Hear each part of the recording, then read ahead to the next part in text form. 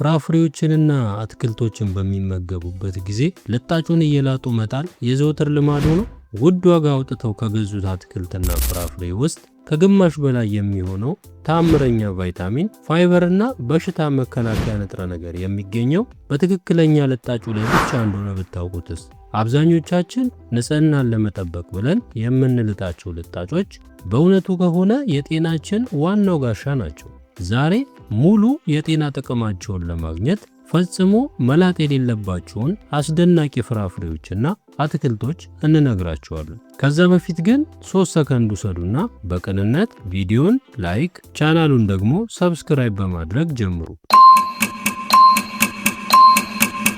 የእጽዋት ልጣጭ እኛ እንደምናስበው ዝም ብሎ ውጫዊ ሽፋን ብቻ አይደለም። ተፈጥሮ ፍሬዎችን ከፀሐይ ጨረር ከነፍሳትና ከአየር ንብረት ብክለት ለመጠበቅ ስትል እጅግ ከፍተኛውን የአንቲኦክሲደንትና የፋይበር ክምችት የምታስቀምጠው በልጣጩ ላይና ከልጣጩ ስር ባለው ስስ ክፍል ላይ ነው።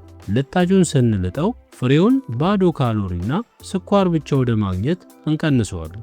ይህም የምግብ መፈጨትን ያዘገያል፣ የደም ስኳርን ያባብሳል፣ እንዲሁም የተፈጥሮ ፍቱን መድኃኒትነቱን ያሳጣዋል ማለት ነው። አንደኛው ፖም ነው። በቀን 1 ፖም መመገብ ከሐኪም ያርቃል የሚባለው ወርቃማ አባባል እውን ሊሆን የሚችለው ፖሙን ሳትልጡ በተፈጥሮ ይዘቱ ስትመገቡት ብቻ ነው። የፖም ልጣጭ ኩዌርሴቲን የተባለ እጅግ አስደናቂና ኃይለኛ አንቲኦክሲደንት በውስጡ ይዟል።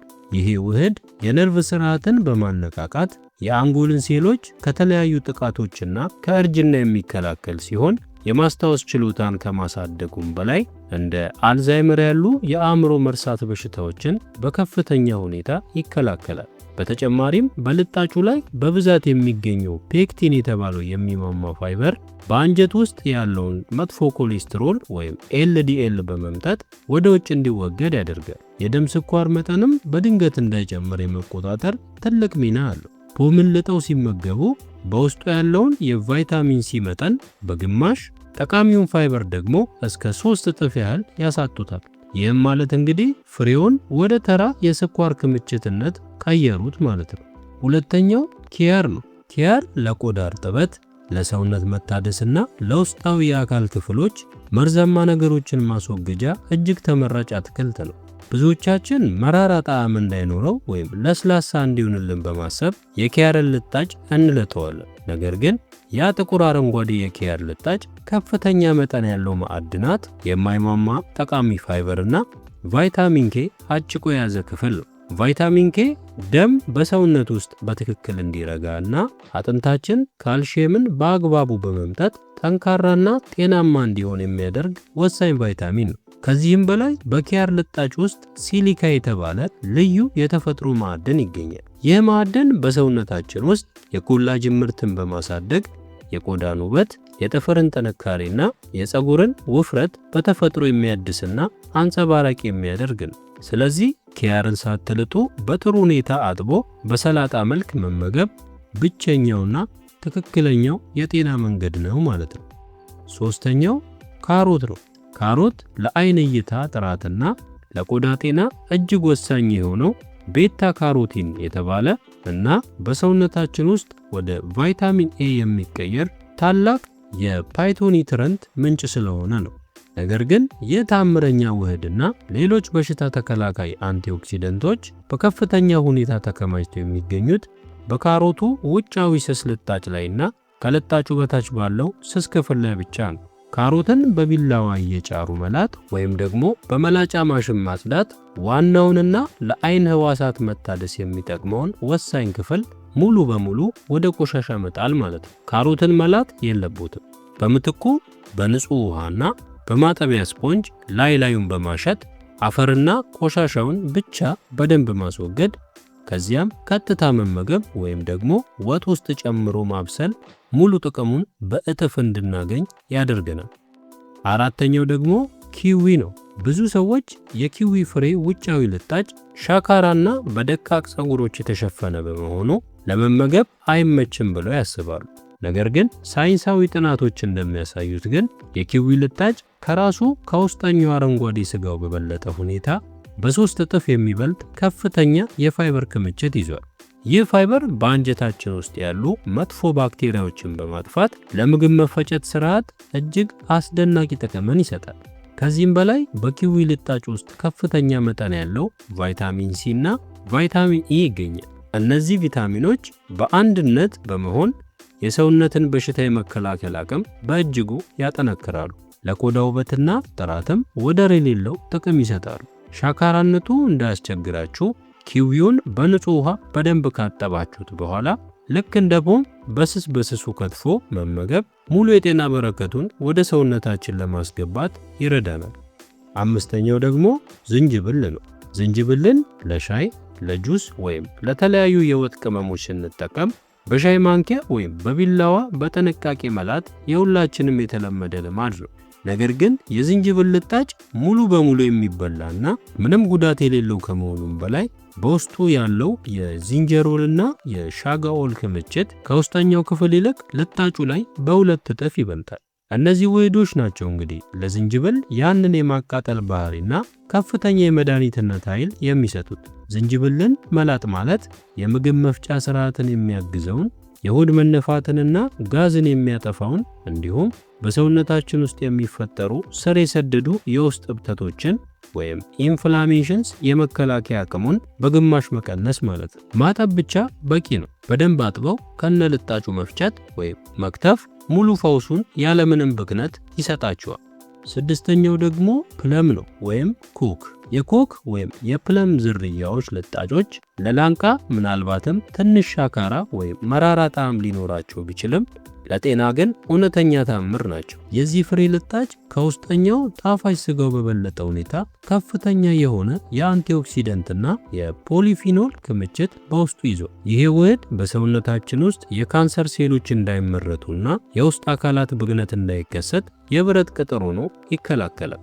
በተጨማሪም በልጣጩ ላይ ያለው የማይሟሟው ፋይበር አንጀታችንን በቆሻሻ እንዳይዘጋና የሆድ ድርቀት እንዳይፈጠር ያጸዳዋል። በደንብ አጥቦ ከነልጣጩ መብላት ከኬሚካል ኪኒኖች በላይ ሰውነትን ያድሳል፣ የደም ዝውውርንም ያስተካክላል ማለት ነው። ሰባተኛው ፒር ነው። የፒር ፍሬ ልጣጭ እጅግ ከፍተኛ የሆነ ፍላቮኖይድስ የተባለ ኃይለኛ ጸረ ብግነትና የልብ ሕዋሳትን ጠጋኝ ውህድ ይዟል። የሕክምና ጥናቶች በተደጋጋሚ እንደሚያሳዩት የፒር ፍሬን ከነልጣጩ አዘውትሮ የሚመገቡ ሰዎች ለአይነት 2 የስኳር በሽታ እናም ለተለያዩ የልብ ድካም አደጋዎች የመጋለጥ ዕድላቸው በከፍተኛ ሁኔታ የቀነሰ ነው። ልጣጩ በውስጡ ያለውን ቫይታሚን ሲ፣ ቫይታሚን ኬ እና ጠቃሚ ፋይበር አቅፎ የያዘ ዋነኛ የፍሬው ክፍል በመሆኑ ፍሬውን ልጦ መመገብ የተፈጥሮን መድኃኒትነት ግማሹን ጥሎ ግማሹን ብቻ ወደ ሰውነት ማስገባት ማለት ነው። ስለሆነም ፍሬውን ሳይልጡ መመገብ የደም ቧንቧዎችን ጤና ለመጠበቅ ፍቱን መድኃኒት። ስምንተኛው ቲማቲም ነው። ቲማቲም ላይኮፔን የተባለ የልብ ጤናን በከፍተኛ ሁኔታ የሚጠብቅ የደም ግፊትን የሚያስተካክልና የቆዳ እርጅናን የመጨማደድ አደጋን የሚከላከል ታላቅ አንቲኦክሲደንት እንዳለው ይታወቃል። ይህ ላይኮፔን በከፍተኛ ሁኔታ ተከማችቶ የሚገኘው ደግሞ በቲማቲሙ ውጫዊ ቀይ ልጣጭ ላይ ብቻ ነው። ብዙ ጊዜ ለሰላጣ ወይም ለወጥ አሰራር ሲባል ቲማቲሙን በሙቅ ውሃ ዘፍዝፎ ልጣጩን የመጣል የተሳሳተ ልማድ አለ። ይህ አሰራር ዋናውንና የቲማቲሙን ፈዋሽ ኃይል ወደ ቆሻሻ መጣል ማለት ነው። ቲማቲምን ፈጭቶ ወይም ከትፎ ከነልጣጩ ማብሰል የላይኮፔኑን መዋቅር በማላላት ሰውነታችን በቀላሉ እንዲመጠው ስለሚያደርግ ጥቅሙን በብዙ እጥፍ ያሳድገዋል ማለት ነው። ዘጠነኛው ደግሞ ወይን ነው። በተለይ ቀይ ወይን ጠጅና ጥቁር ወይኖች ሬስቬራትሮል የተባለ አስደናቂ በዓለም የሕክምና ሳይንስ ከፍተኛ ትኩረት የተሰጠው የእርጅና መከላከያ ውህድን ይዟል። ይህ ውህድ የሚገኘው ደግሞ 100% በወይኑ ውጫዊ ልጣጭ ላይ ብቻ ነው። ሬስቬራትሮል የልብን ጤና ይጠብቃል፣ የደም ስሮችን ከተከማቸ ስብም ያጸዳል፣ እንዲሁም የካንሰር ሴሎችን የመዋጋትና የማውደም ከፍተኛ አቅም አለው። ወይንን ልጦ መመገብ ወይም ልጣጩን እየተፉ ስጋውን ብቻ መዋጥ ፍሬውን ወደ ተራ የስኳር ውሃነት እና ባዶ ካሎሪነት መቀየር ማለት ስለሆነ ፍጹም ሊደረግ የማይገባ ትልቅ ስህተት ነው። እዚህ ላይ መጠንቀቅ ያለብን ነገር አለ። የአትክልትና ፍራፍሬ ልጣጮችን ሳይልጡ ለመመገብ ትልቁ ስጋት በገበታ ላይ የሚረጩት የተባይ ማጥፊያ ኬሚካሎችና ባክቴሪያዎች ናቸው። ይህንን አደጋ ሙሉ በሙሉ ለማስወገድ የሚከተለውን ቀላል የተፈጥሮ ማጽጃ ዘዴ መጠቀም ትችላላችሁ። ፍራፍሬዎቹን ወይም አትክልቶቹን በትልቅ ውሃ ውስጥ ክተቷቸው። ንጹህ ውሃ በመሙላት በውስጡ 1 ወይም 2 የሾርባ ማንኪያ የቤኪንግ ሶዳ ጨምሩበት። ከ12 እስከ 15 ደቂቃዎች ዘፍዝፋችሁ ካቆያችሁት በኋላ በንጹህ ውሃ በደንብ ጠቡት። ይሄ ዘዴ በልጣጩ ላይ ያሉትን ኬሚካሎችና ባክቴሪያዎች እስከ 98% ድረስ ያጸዳቸዋል። ያለምንም ስጋት ሙሉ ጥቅሙን እንድናገኝም ያደርጋል ማለት ነው። እንግዲህ የዛሬው ቪዲዮ በምግብ አጠቃቀማችን ላይ ትልቅ የአስተሳሰብ ለውጥ እንደሚያመጣ ተስፋ እናደርጋለን። ጤናችንን ለመጠበቅ ውድ ዋጋ አውጥተን የምንገዛቸውን ፍራፍሬዎችና አትክልቶች በገዛ እጃችን ዋናውን ፈውስ እየላጥን ወደ ቆሻሻ መጣላችንን ከዛሬ ጀምሮ ልናቆም ይገባል። እናንተስ ከነዚህ ውስጥ የትኛውን ነው ብዙ ጊዜ እየላጣችሁ የምትመገቡት? መልሳችሁን በኮሜንት ላይ ጻፉልን። ጥያቄ፣ ሐሳብ፣ አስተያየት ካላችሁና በቀጣይ በምን ርዕስ ቪዲዮ እንዲሰራላችሁ እንደምትፈልጉ በኮሜንት ላይ ጻፉልን። ይህ ቪዲዮ ጠቃሚ ሆኖ ካገኛችሁት ደግሞ ሌሎችም እንዲማሩበት በቅንነት ላይክ እናም ሼር ማድረግ አትርሱ። በሌላ ቪዲዮ እስከምንገናኝ ፈጣሪ በቸር ያቆየን።